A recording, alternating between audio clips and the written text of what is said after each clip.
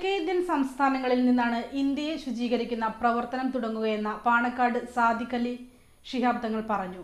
Malappuram parliament മണ്ഡലം UDF തെരഞ്ഞെടുപ്പ് convention ഉദ്ഘാടനം ചെയ്ത് സംസാരിക്കുകയായിരുന്നു തങ്ങൾ. ഇത് കേരളത്തിൽ മാത്രമല്ല, ഇന്ത്യ തന്നെ വിജയത്തിൻ്റെ ആരംഭം കേരളത്തിൽ കുറിച്ചു കഴിഞ്ഞിരിക്കുന്നു. ഇത്രയും കാലം കേരളത്തിൽ ആര് ഭരിക്കണമെന്ന് UP യിലും മറ്റു സംസ്ഥാനങ്ങളൊക്കെയാണ് തീരുമാനിച്ചത്.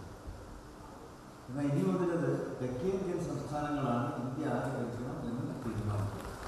കേരളം, കർണാടക, തെലങ്കാന, ആന്ധ്ര, തമിഴ്നാട് ഇവിടെ നിന്നായിരുന്നു ഇന്ത്യയുടെ ശുദ്ധീകരണത്തിന് വേണ്ടിയുള്ള തുടക്കം കുറിക്കുന്നത്.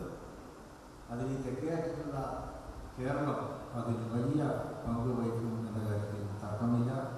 കഴിഞ്ഞ ലോക്സഭാ തെരഞ്ഞെടുപ്പിൽ കേരളത്തിലുണ്ടായ ആ വിജയം അതിൻ്റെ മാറ്റുകൂട്ടിക്കൊണ്ടായിരിക്കും ഈ 2024 ലോക്സഭാ തെരഞ്ഞെടുപ്പിൽ ഐക്യജനാധിപത്യത്തിന് വേണ്ടി കേരളത്തിൽ കൊടുക്കുന്നത്. 10 വർഷക്കാലമായി BJP ഇന്ത്യ ഭരിച്ചുകൊണ്ടിരിക്കുന്നത്. തെക്കേ ഇന്ത്യൻ സംസ്ഥാനങ്ങളായിരിക്കും ഇത്തവണ ഇന്ത്യ ആര് ഭരിക്കണമെന്ന് തീരുമാനിക്കുക. ജനാധിപത്യ സംവിധാനത്തിൽ അധികാരത്തിൽ വന്ന BJP ഏകാധിപത്യമാണ് ഇപ്പോൾ നടപ്പിലാക്കുന്നതെന്നും തങ്ങൾ കൂട്ടിച്ചേർത്തു.